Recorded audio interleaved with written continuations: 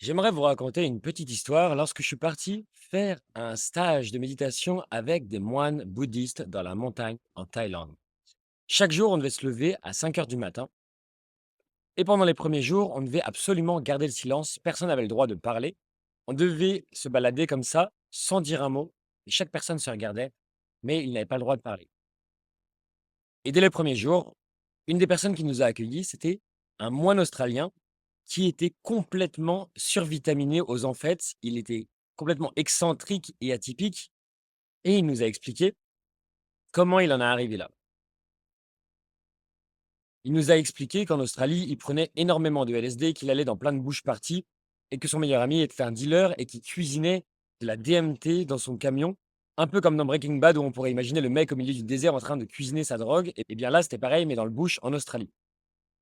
Mais malheureusement, ce moine australien commençait vraiment à péter un câble et à cause de toute la drogue qu'il prenait, il a fait une dépression, il se sentait vraiment mal et il a fait une tentative de suicide. Et ses amis lui ont dit: «OK mec, là tu commences à péter un câble, ça va pas du tout. On te conseille une chose, on a repéré quelque chose pour toi. Tu devrais aller en Thaïlande et aller dans un monastère avec des moines». Et finalement, il a accepté parce qu'il voulait prendre soin de sa santé, il voulait faire ça pour ses amis. Il a été là-bas et il a trouvé la méditation, ça lui a vraiment permis de se relever, de sortir de cette condition-là et de retrouver la joie de vivre et d'être heureux, de retrouver une sorte de paix intérieure. Mais finalement, plus tard, son père est mort, alors qu'ils étaient très, très complices tous les 2. Mais il a réussi à accepter sa mort et à laisser couler les choses grâce à la méditation. Mais son meilleur ami, qui cuisinait de la DMT, commençait lui aussi à péter un câble et à faire une sorte de dépression et à avoir des envies suicidaires. Alors le moine australien survitaminé lui a dit: «OK mec, faut absolument que tu fasses comme moi, je vais te montrer, tu vas prendre un avion, je vais t'emmener dans mon monastère avec des moines bouddhistes, on va faire de la méditation ensemble et je te promets, ça va mieux aller». Son meilleur ami a dit: «OK, je te suis mec» et il a pris un billet d'avion pour la Thaïlande.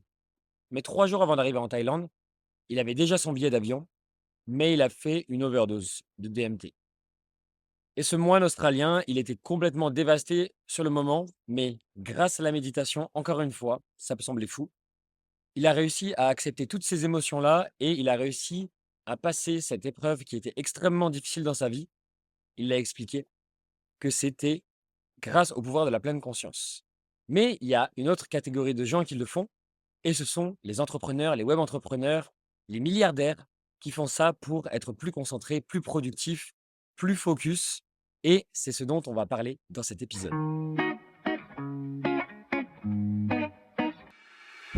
Bienvenue sur Le Tunnel, le podcast pour ceux qui veulent tout quitter pour la liberté. Venez discuter chaque dimanche pour parler business, mindset et philosophie dans la bonne humeur avec un entrepreneur qui vit en Thaïlande.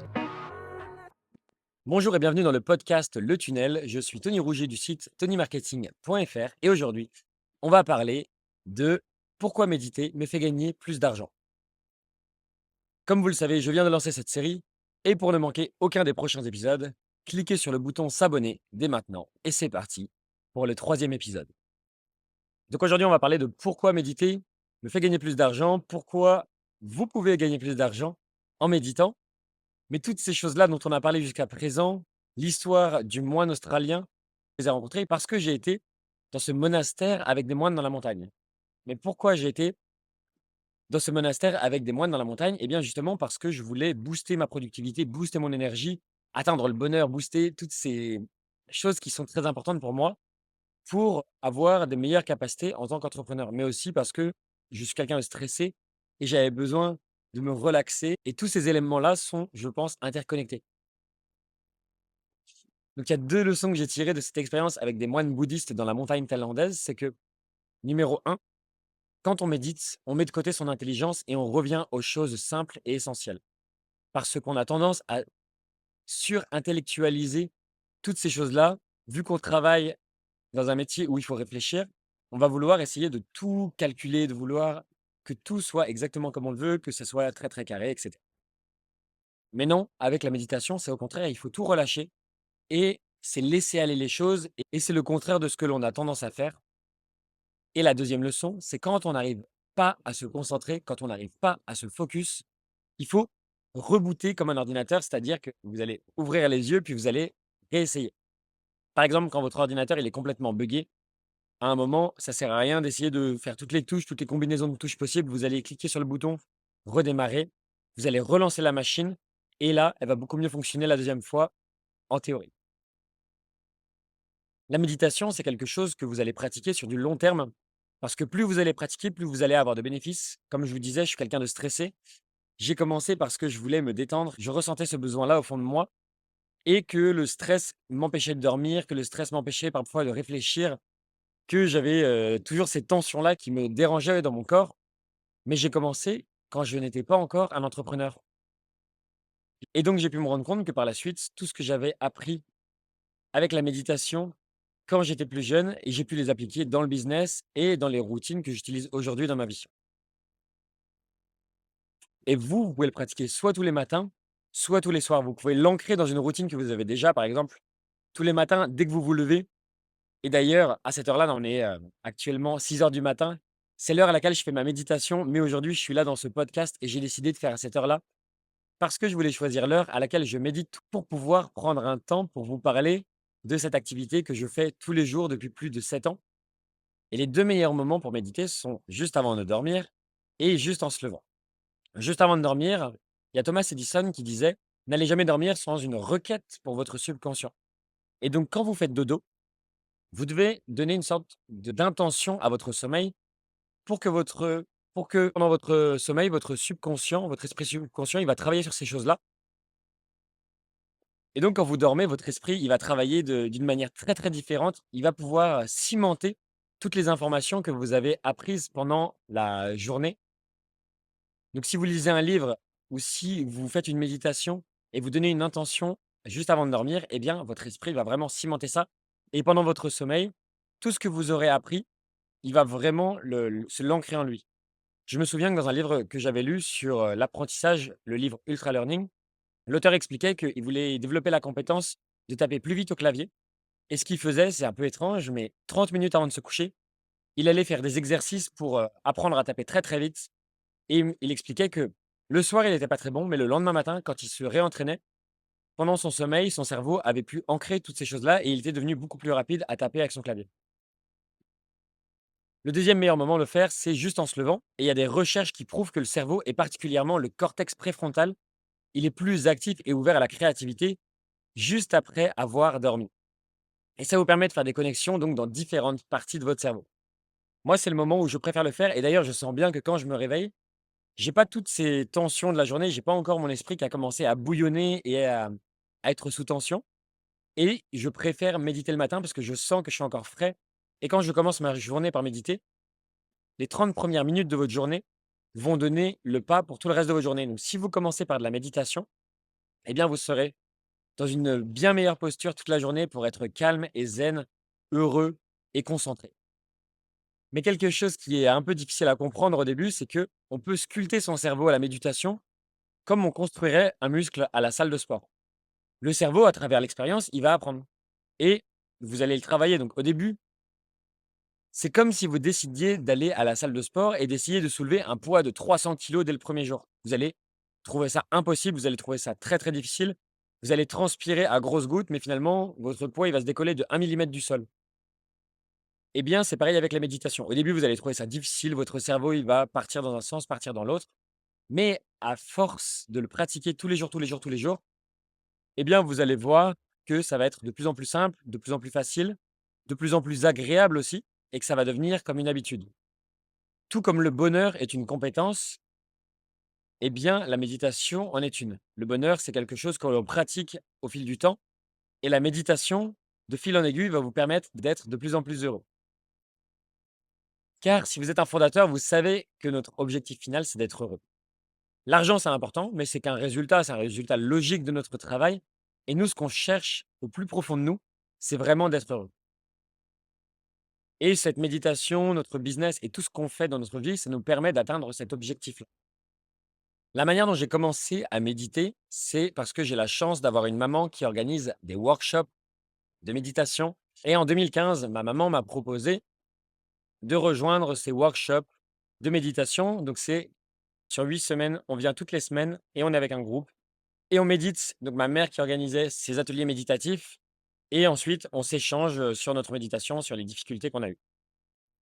Et à la fin de séance, à chaque fois, on parlait de nos problèmes, des difficultés qu'on avait eues. Mais il y a une sorte de paradoxe de la productivité qui fonctionne pour les entrepreneurs et on pense régulièrement qu'il faut travailler à fond, toujours travailler plus et cetera. Mais parfois, moins travailler et plus prendre de temps pour méditer et plus méditer va vous apporter plus de résultats. Parce que on pense qu'il faut se concentrer 24 heures sur 24, 7 jours sur 7, être comme un rayon laser en permanence et qu'au bout d'un moment, eh bien, avec la méditation, on arrivera à ne penser plus à rien, qu'on sera comme un moine guerrier australien qui est dans un monastère thaïlandais. Mais c'est absolument faux. Moi, ça fait beaucoup d'années maintenant que je médite et c'est toujours aussi challengeant pour moi. Même après des années de pratique, il y a toujours cette petite difficulté. Même quelqu'un qui a l'habitude d'aller à la salle de sport tous les jours, eh bien, il va quand même transpirer quand il va aller à la salle. Il va quand même avoir des difficultés, il va quand même, être essoufflé et il va en chier, même s'il a l'habitude d'y aller tous les jours. Et c'est totalement normal. Il aura beaucoup moins de difficultés que quelqu'un qui débute et il saura exactement comment faire et il aura des raccourcis, il aura des techniques qui lui permettront d'aller plus rapidement. Mais il aura toujours cette transpiration sur le front. Un autre élément que les gens relevaient quand on était pendant le workshop de méditation avec ma maman, on était tous assis en cercle avec des chaises dans une pièce, avec un sol en bois. Et une des personnes, je me souviens, disait: «Bah oui, mais moi, je suis pas fait pour la méditation parce que, justement, je perds tout le temps ma concentration, je suis vraiment pas doué pour ça». Et je pense que c'est quelque chose que beaucoup de gens disent.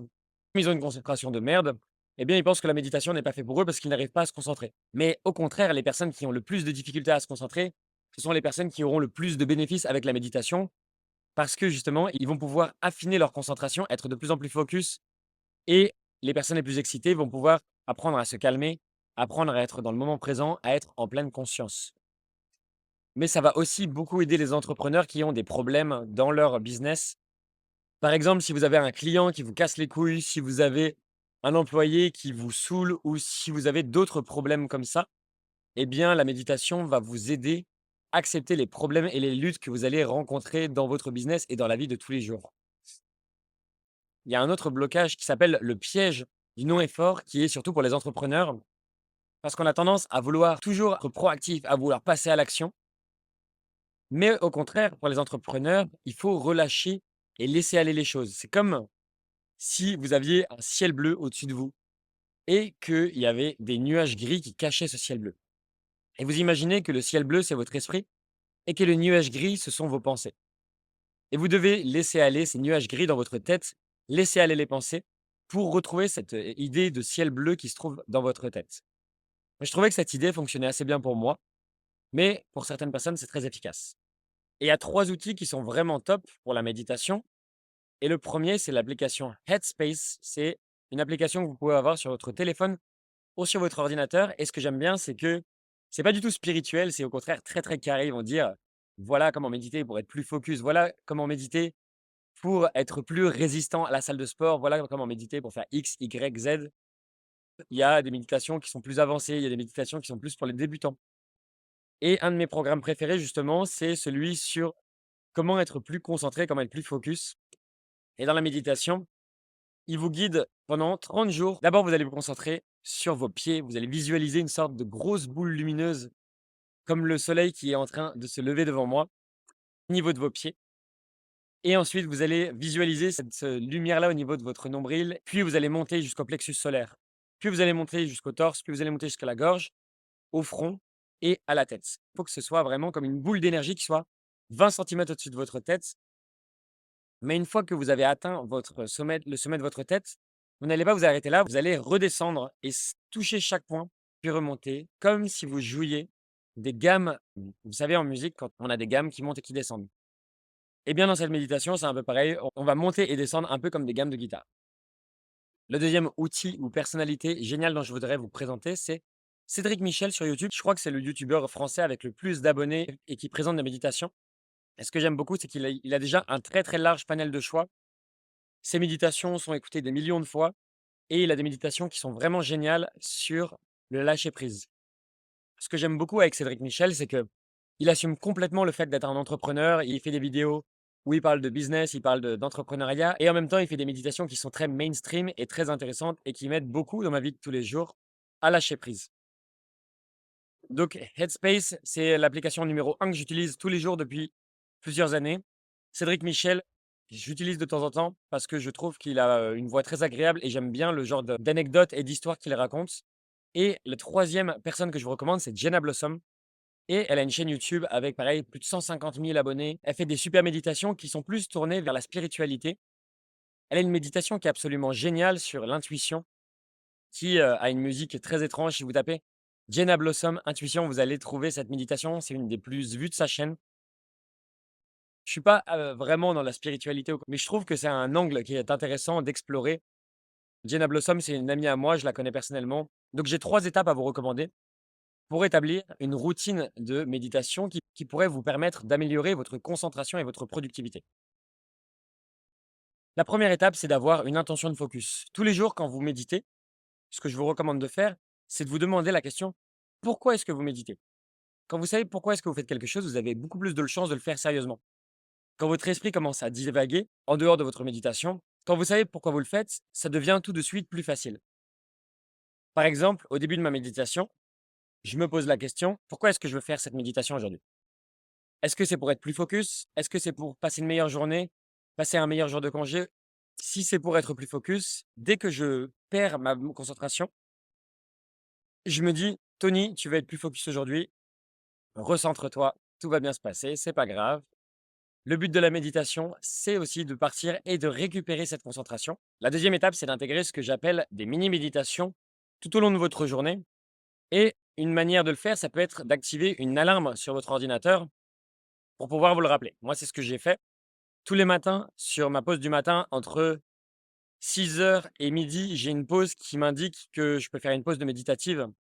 Et parfois, je vais même faire cette pause méditative en allant marcher à l'extérieur pour me vider vraiment la tête et profiter du soleil. Et la deuxième pause, ça va être plutôt entre 13 heures et 20 heures pendant ma deuxième session de travail de la journée. Et là, pareil, soit j'ai une alarme, soit c'est un moment où je sens que je suis fatigué. Je vais me faire une pause et potentiellement aller marcher. Mais s'il fait trop chaud, je reste chez moi et je vais me mettre sur mon canapé pour le faire. Et d'ailleurs, il y a Josh Waitzkin, c'est un ancien prodige des échecs et un champion du monde de Tai Chi, qui utilisait cette technique-là pendant les tournois. Il expliquait dans un livre que pendant les tournois d'échecs, parfois, un round d'échecs, les joueurs ils peuvent mettre jusqu'à 45 minutes pour jouer. C'est un truc de fou. Parce qu'ils sont en train de réfléchir, ils sont en train de faire leur stratégie, ils sont en train d'anticiper les 10 coups d'avance. Mais c'est super chiant d'attendre pendant 45 minutes et quand il est resté là devant son jeu de plateau, à patienter pendant 45 minutes, il devenait complètement fou. Puis il a testé de relâcher complètement la pression entre les différents rounds et ensuite pendant les 45 minutes potentielles, il partait. Il allait, méditer, il allait faire ses bails. Parfois même, il allait taper des sprints, donc il faisait des allers-retours comme ça dans la salle où il y avait les championnats d'échecs et ça lui permettait donc, quand c'était son tour de jouer, d'avoir complètement relâché la pression et de défoncer son adversaire. Il est devenu champion du monde quand même, donc c'est pas n'importe qui. Puis il a reproduit cette technique-là au tai chi. Il essayait vraiment de relâcher son esprit comme on relâcherait la pression pour pouvoir être encore plus concentré et encore plus agressif envers son adversaire quand son adversaire revient sur lui, à la charge. L'idée, c'est pas de le faire, pendant forcément de longues périodes comme Josh Waitzkin, mais ça peut être de le faire pendant 1 ou 2 minutes au milieu de votre journée. Moi, c'est ce que j'avais l'habitude de faire, juste de scanner de la tête aux pieds ou des pieds à la tête pendant 30 secondes, puis de me remettre à mon travail. Et vous pouvez le faire, par exemple, au milieu de votre journée. Vous pouvez couper la radio et le faire en conduisant et sentir vos mains sur le volant ou laisser votre téléphone à la maison lorsque vous allez chercher une baguette à la boulangerie. La troisième étape est évidemment de le faire tous les jours. Si vous avez une routine et vous avez l'habitude de le faire vraiment tous les jours, tous les jours, tous les jours, vous allez voir que ça sera beaucoup plus facile, que ça va s'ancrer dans une routine et justement, c'est le pouvoir de l'effet cumulé. Plus vous faites quelque chose régulièrement sur du long terme, plus ça va être facile et plus vous allez en tirer des bénéfices. J'aime bien prendre la métaphore pour dire que c'est un peu comme une fusée qui veut décoller. La fusée, elle va devoir utiliser la même quantité de carburant pendant les 10 premières minutes pour quitter la couche d'ozone et se détacher de l'attraction terrestre que pour aller ensuite de la Terre à la Lune. Ça veut dire que pour commencer une activité, ça demande énormément d'efforts Mais ensuite, on aura beaucoup moins besoin de travailler et besoin d'énergie pour continuer à aller beaucoup plus loin. Ou un peu comme si on voulait donner une sorte d'impulsion pour faire tourner un tourniquet. Au début, vous allez devoir pousser très très fort, ça va être très fatigant. Vous allez devoir pousser comme un malade. Puis une fois que votre tourniquet a pris une certaine allure, vous n'aurez plus besoin que de le pousser avec le bout de votre doigt et continuer de lui donner quelques petites impulsions et il continuera de tourner très très vite. Maintenant, revenons dans le monastère bouddhiste dans la montagne avec ses moines, avec ses capes oranges et cette nature luxuriante. Et on va revenir sur les 3 conseils d'un moine bouddhiste, le plus vieux moine du temple, qui avait plus de 50 ans. Et c'était quelque chose qui se transmettait de père en fils. Donc son papa était moine, son arrière-grand-père était moine. Et le dernier jour, on s'est tous rassemblés et il nous a donné 3 conseils. Et je vais vous partager ces conseils, comme ça vous n'aurez pas besoin de vous faire 4 jours de méditation dans un monastère thaïlandais avec des moines bouddhistes. Le premier conseil, c'est de méditer 1 minute à chaque fois que vous buvez de l'eau pour en faire une nouvelle routine. En fait, quand on veut créer une nouvelle habitude, il faut qu'il y ait un déclencheur, une action et une récompense. Et boire de l'eau, ça pourrait être votre déclencheur. Par exemple, pour vous stimuler le cerveau et être sûr de ne pas oublier, vous pouvez écrire méditer ou inspirer sur le bouchon. Ensuite, vous buvez de l'eau, c'est l'action. Et ensuite, vous appréciez cette gorgée d'eau et le faire en pleine conscience. Et à chaque fois que vous buvez de l'eau, attachez cette expérience à une routine de méditation. La deuxième conseil qu'il nous a donné, c'est de méditer 1 fois par semaine pendant 1 heure pour être vraiment relaxé et en bonne santé. Parce qu'il faut nettoyer son corps un peu comme on prendrait une douche. Il faut nettoyer son âme aussi régulièrement que son corps. C'est la métaphore qu'il aimait bien utiliser. Si vous prenez pas de douche pendant une journée, vous allez puer un peu et les gens ils auront un peu plus de mal à vous parler peut-être le lendemain. Mais si vous prenez pas de douche pendant une semaine, vous allez vraiment schlinguer et les gens voudront plus vous approcher. Parce que en fait, votre humeur sera dégradée, votre âme sera souillée et vous aurez une humeur de merde et vous serez casse-couille. Et la méditation, c'est ça en fait, c'est pour vous purifier votre âme, pour vous nettoyer votre âme. Et lorsque vous méditez tous les jours, ça vous permet de revenir sur une base bien saine, bien propre. Et ce que ce moine recommandait, c'est d'aller encore plus loin. Le troisième conseil, c'est de méditer 1 semaine dans une retraite méditative 1 fois par an pour vraiment purifier toute son âme jusqu'au bout, dans les profondeurs, encore pour cette histoire de vraiment purifier en profondeur. Maintenant, revenons à la thématique principale de ce podcast. Pourquoi méditer me fait gagner plus d'argent? Et il y a une citation de James Allen qui me parle beaucoup qui dit: un homme ne doit pas choisir directement ses circonstances, mais il peut choisir ses pensées et ainsi, indirectement, mais sûrement, façonner ses circonstances. J'aime beaucoup cette citation parce que ça veut dire qu'effectivement, on ne peut pas directement agir sur là où on veut aller et les résultats. Mais par contre, on peut agir directement sur nos pensées et c'est ces pensées-là qui vont façonner notre futur et ce qu'on a dans notre tête. Et la méditation, vous permet de clarifier votre esprit, de penser de manière plus logique et donc vous devenez plus concentré, plus focus et plus calme. Et quand vous pouvez penser plus clairement, vous êtes plus productif, logique, donc vous accomplissez plus de choses, vous prenez des meilleures décisions, vous pouvez mieux prioriser votre temps et vous éloigner des distractions. Et la méditation, il faut bien comprendre que c'est un outil très, très puissant. Si vous accomplissez plus de choses, alors vous implémentez plus rapidement de nouvelles idées dans votre business et donc vous avez un avantage sur vos concurrents. Et si vous prenez de meilleures décisions, ça peut vous sauver des mois ou des années de travail en choisissant directement les bons projets à suivre. Et sur le long terme, c'est absolument incroyable les bienfaits que ça va vous apporter. Quand j'ai commencé à méditer, je ne me rendais pas compte des bénéfices. Je pensais que ça me permettrait juste d'être moins stressé. Mais au bout de 3 semaines, je me suis rendu compte que j'avais une concentration de bâtard, je dormais beaucoup mieux, je suis beaucoup plus heureux. Toutes ces choses-là, on n'en a pas conscience quand on commence à méditer, mais sur 2, 3 semaines, un mois, même plusieurs années, eh bien, c'est une manière d'être que l'on change complètement au fond de nous. Et pour rien au monde aujourd'hui, j'arrêterai de méditer. D'ailleurs, il y a beaucoup de milliardaires qui pratiquent la méditation et la plupart d'entre eux gagnent plus d'1 million d'euros par heure, voire beaucoup plus que ça. Donc si un milliardaire décide de méditer pendant 30 minutes par jour, c'est comme si ça représentait un demi-million d'euros pour lui. Donc ça doit valoir la peine de le faire, vous pensez pas? D'autant plus que beaucoup de milliardaires attribuent une grande partie de leur succès à la méditation. Maintenant, on arrive à la section librairie et je vais vous recommander un livre que j'ai adoré, que j'ai lu il y a plusieurs années, qui s'appelle 10% Happier. Ça veut dire 10% plus heureux. Et le sous-titre, c'est Comment j'ai apprivoisé la voix dans ma tête, réduit mon stress sans perdre la main et trouvé une aide à l'autonomie qui fonctionne vraiment bien. Une histoire vraie. J'ai traduit le titre de l'anglais au français. L'auteur s'appelle Dan Harris et c'est l'histoire d'un journaliste. Et un jour, on lui demande de faire une émission sur la méditation. Alors, il est sceptique, il pense que c'est du bullshit, il n'a pas du tout envie de le faire parce que il y croit pas. Mais Dan Harris a un flux de pensées permanent dans sa tête. Il a 1 milliard de choses dans son esprit et il est complètement brouillé en permanence. Il a plein de pensées, plein de choses qui lui empoisonnent son quotidien. Donc finalement, il se décide et il va aller interviewer et rencontrer des moines dans la montagne. Alors, encore des moines dans la montagne, c'est pas possible. Et il découvre une pratique étonnante qui le rend plus calme et plus concentré et plus heureux que jamais. Et c'est la méditation, bien sûr. Mais je vais pas vous raconter tout ce périple, mais ce qui est intéressant, c'est que si vous êtes quelqu'un de sceptique pour la méditation, si vous êtes un débutant qui voudrait s'y mettre, je vous recommande chaudement ce livre. Je pense que c'est un livre qui est totalement adapté pour vous. Et j'avais trouvé que c'était un très bon livre à l'époque. Je l'ai lu il y a 2 ou 3 ans. Je suis retombé dessus et il m'avait beaucoup inspiré, donc je vous le recommande également. Et donc, c'est la fin de cet épisode et on se retrouve dimanche prochain pour un nouvel épisode du podcast Le Tunnel. D'ici là, vous pouvez vous rendre sur tonymarketing.fr. Pour retrouver tous les épisodes du podcast, vous pouvez vous abonner ou me laisser votre avis. À la semaine prochaine, c'était Tony